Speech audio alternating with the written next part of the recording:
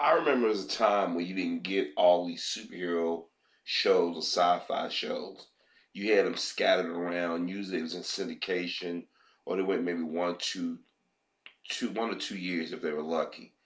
Um, the one that went the longest was your Star Trek spinoff, Superboy, Lois and Clark, Babylon, Five, Tech War, Xena, Hercules, and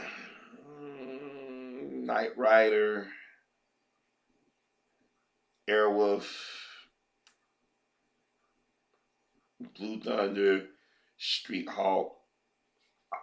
I don't know, man. I think it only went 1 year, but still, those are the shows that stick out in my head on TV. Battlestar Galactica. But if you know the old Spider-Man shows, if you look at those live action, it was mostly regulated to TV, and they didn't have the special effects or the technology to do what they do today. So those of you within the last, I'd say 20 years, maybe 22 years, you guys gotten spoiled, and especially the last decade or so.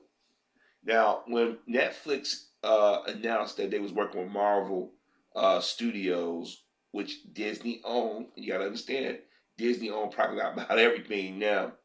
I knew there was going to be a limited partnership because Disney have a way of not wanting to be in somebody's under somebody's control.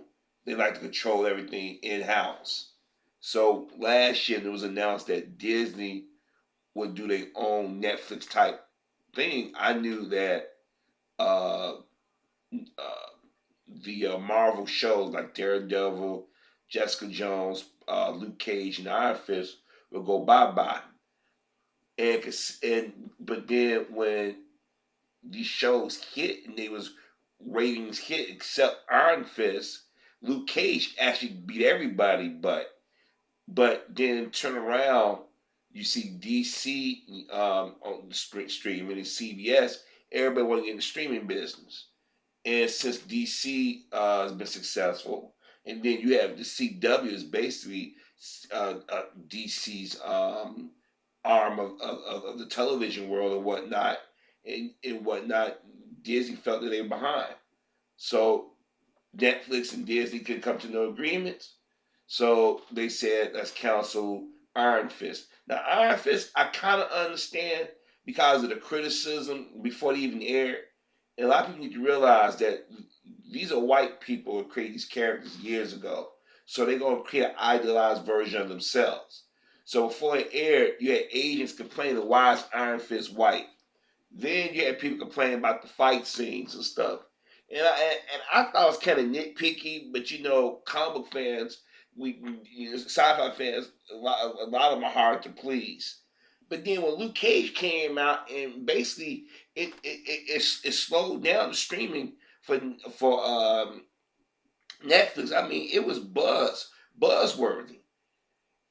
But then when you had the Black Panther movie come out, I noticed it started to be it was a backlash right after Luke Cage, but when the Black Panther hit, all of a sudden the people that's praising Luke Cage and Black Panther started to throw shade at it. And I said to myself, I said, don't be surprised that the ratings go down, or we report it different, or that Netflix canceling. And not to my surprise, Netflix has canceled Luke Cage. Now it's crazy that Luke Cage is better rated than Jessica Jones, but see, they're not going to piss off that white female demographic. Black viewing demographic, they don't care. They figure, well, you guys got Black Panther, or if you want to go watch a black super, go over to watch those CW Black Lightning, even though that's DC. But but Marvel and Netflix, Marvel could be saying, you know what? Good, they count some Iron Fist and Luke Cage. Now, when we go create our Disney streaming, we can say Marvel and we gave a reprieve to Luke Cage and Iron Fist. But the thing is, it can have negative connotations to it because when a show get canceled, it's very rare unless it's fan demand for it to come back, like the Young Justice and whatnot. Like Constantine had a show on NBC, it was wrong network, but they was able to bring it over into the CW universe, sort of like gave that character, that actor, a reprieve.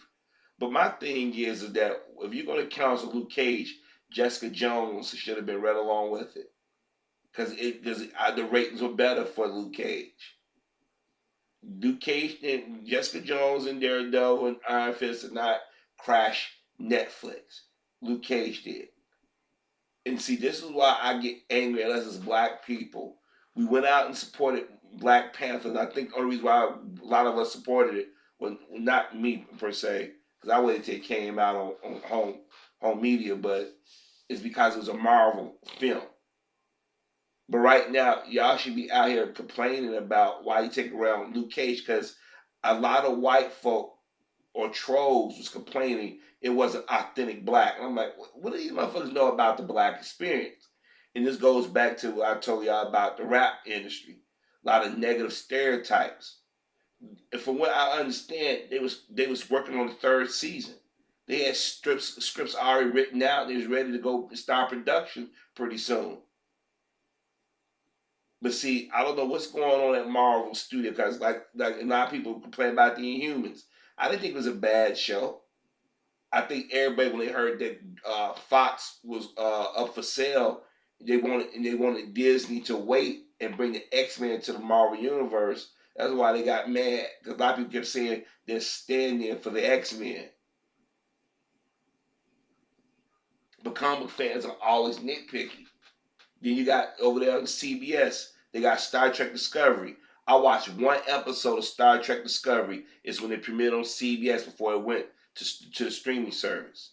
And I'm going to wait till it come out on Blu-ray next month before I even purchase it. I'm not getting any more streaming service. I'm not spending more money. They trying to fracture the view on it as it is. I only got so much money I can spread.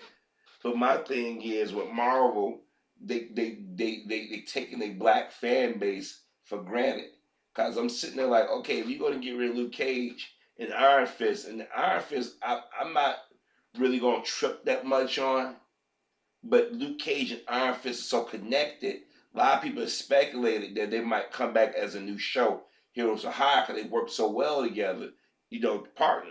Because the Misty Knight character supposed to be with Danny Rand. Yeah, I know. See, they don't never, and I'm glad, and I'm so glad they didn't write the character like that, or they might write it like that. You never know. But I'm glad, and then they sort of hinted at the Jessica Jones Luke Cage thing, which I think that Marvel is afraid because of that white fan base, or let me take that back, that racist fan base. It's different between the white fan base and the racist fan base. But my thing is when I heard that Luke Cage was canceled, I'm like, wait a minute, it was a ratings hit. It was a critical darling. But it goes to show you that black shows will be canceled if the ratings are still there. It's not if we go out there and write and say, hey, wait a minute. Like all them brothers and sisters when they go see Black Panther, they didn't go see the Black Klansman. See, that you be sending mixed messages to these studios. First, they really don't want to do anything with black characters or black people. But when they do, and we bitch and moan about it's not enough, they say, well, we put a movie out, you guys didn't see it. We put a TV show, you didn't watch it. And I'm gonna be honest with you, considering that, and let me say this again: to each his own. Who you like sexually is your business. I may not agree with it, but it's your business. Over on the CW, they got Arrow. They got a character called Mr. Terrific. In the comic book, he is, if not, if he's equal or he's a little bit more, what they say, superior to Batman. This guy supposed to be the smartest guy in the room. He's an Olympic style athlete, and they got him the nerdy sidekick who they turned into a gay dude. When in fact he's a heterosexual male in the comics. When I look at Mr. Terrific on Arrow, I'm like, everybody else get to be who their character's supposed to be, but not Mr. Terrific. So when Luke Cage came out, it was a breath of fresh air to see a black character written not in the stereotypical manner that some black characters are written, but with nuance. That's why I think it struck a chord with a lot of brothers. And the second season was even more powerful than the first season. But like I said, comic book fans bitch, and then I guess we got to settle just for Black Light, because like I was on the internet and you got people talking about Black Lightning is too slow. We don't want it to cross over Supergirl. No, I said no. Y'all hope that it goes a season or two and then it goes away. Because people have a hard time seeing black men in a leadership role in society. Like I said, when I was a kid, you didn't see too many black superheroes. If any, you saw black friends or black sidekicks, excuse me. The closest I could think to when I was a kid growing up seeing a black superhero animated was Black Vulcan from Justice League. But that was a take on Black Lightning because they couldn't get the rights because the creator was suing DC Comics at that time. So they had to change to Black Vulcan. Vulcan, excuse me. And then I think you had Chip Fields and he was it Hilly Hicks. Matter of fact, I think his son is is a producer. Hilly Hicks Jr. is one of the producers on Luke Cage, if I'm not mistaken.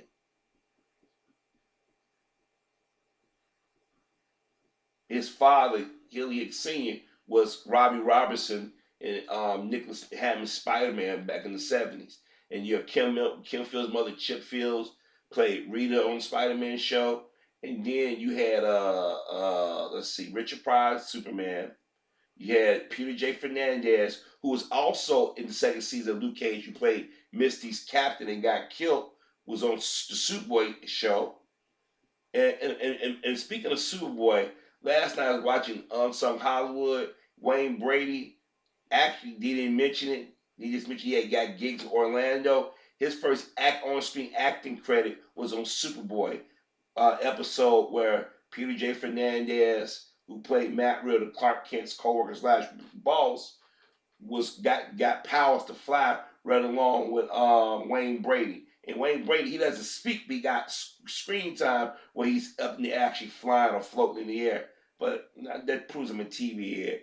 Then you had Nell Carter, who did Rita, if I'm not mistaken, on the animated series. You had Carl Lumbly, who did Mantis, who was recently on last season of Supergirl. Who else did you had? You had Spawn naturally, Steel. You had Billy D. Williams in Batman. He's supposed to be in the third Batman film. They recast with Tommy Lee Jones. Who else? Who else? Spawn.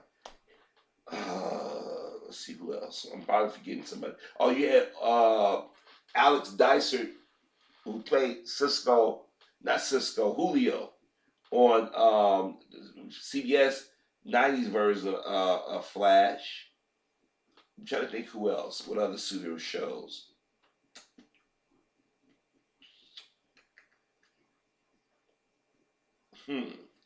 You had Super Force that was shot on the same sound stage or not sound stage, but Universal Studios with Superboy during the time.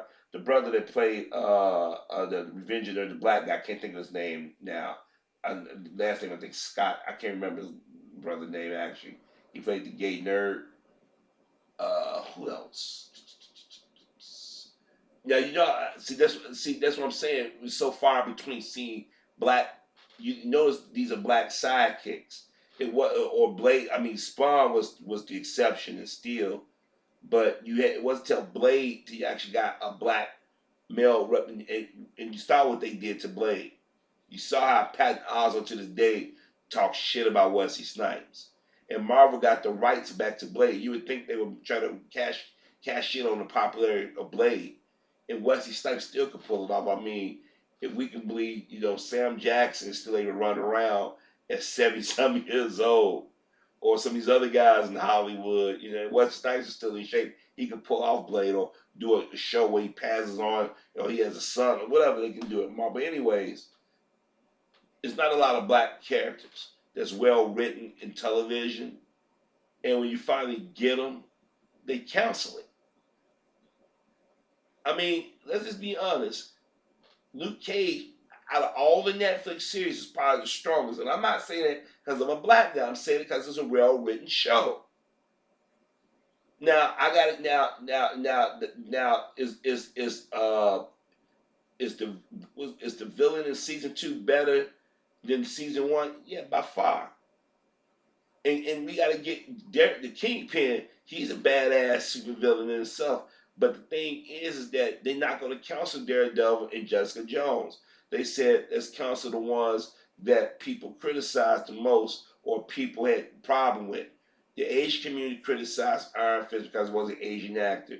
And the reason why people don't complain about Luke Cage because there was a better written shows because they didn't play into the stereotypical form of a black character.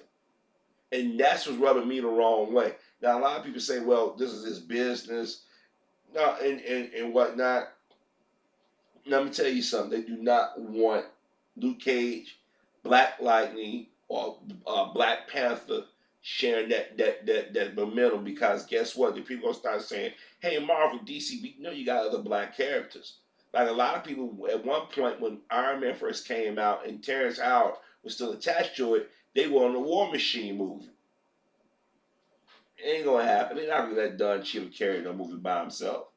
Because anybody will say it's Iron Man light. But see, Robert Downey Jr. is not going to do a full-fledged Iron Man movie. Robert Downey is going to star in other movies. And at some point, they're going to get Robert Downey going to walk away from it. Because there's only so long these men and women going to want to act in these movies. A lot of them do 3 or 4 movies, they ready to move on. Because they use these movies as stepping stones to something else. But I hope that they're able to bring Luke Cage back. But I'm going to be honest with you. If they don't, I'm not watching any more Marvel product. I'm not. Because I think that when you finally get a show that you got us as the hero, and he's not a stereotypical hero. What I think what it is also they probably call on to what the producers are doing. They was talking about current topics. They was talking about things that nuance for the black community, especially black men. When you see Luke Cage in the hoodie, we know exactly what's going on.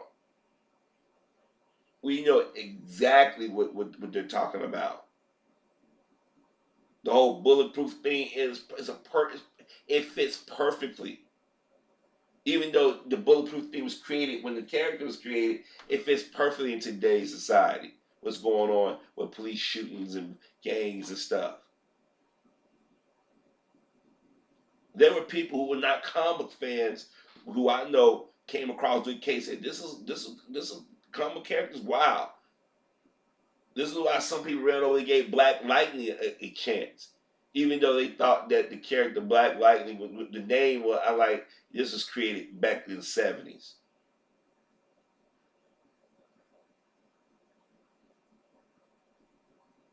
And just that it rubs me the wrong way that they got rid of it. Now, like I said, Disney could be sliding and be up to some slide saying we bringing back Luke Cage and Iron Fist as heroes for hire because that's what they was partnered up as.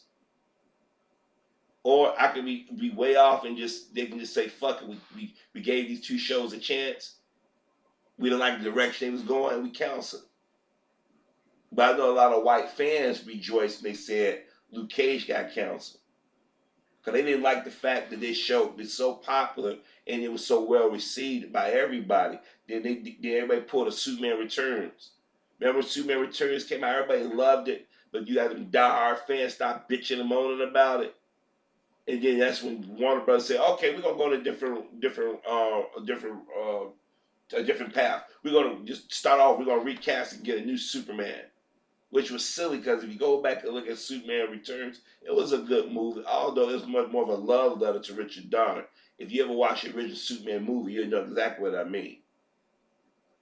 But my thing is that we as black consumers of science fiction, animation, these graphic novels or comics, however you want to slice it, we need to be on point.